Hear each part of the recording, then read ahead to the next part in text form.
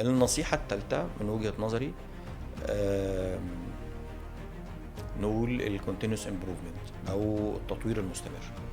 التطوير المستمر ده بيحسن تفكيرك، بيخليك تتعلم حاجات جديدة، بيخليك تقدر من وقت للتاني يعني تبقى مميز بين الناس. لو رحت اي مكان سواء في شغل او راح تتقدم للعروسة، انت بتقعد في المكان عارف تتفاهم مع الناس، عارف تتكلم، تعرف تتكلم على جميع المستويات. عشان تعمل كده لازم تتعلم. يعني مش هنجيبه حد كده ما يعرفش اي حاجه لا يقول لك ايه ده طريقه كلامه وحشه ده ايوه. مش. لكن الشخص المتعلم كويس ومثقف ودايما بيطور نفسه، هتلاقيه بيعرف يتكلم في كل الاوساط، هيعرف يتكلم مع الناس الصغيرين والناس الكبار، ولو قعد في وسط علمي هيعرف يجادل معاهم. مش لازم تكنيكال، بس على الاقل هيعرف مديريه الحديث. صحيح.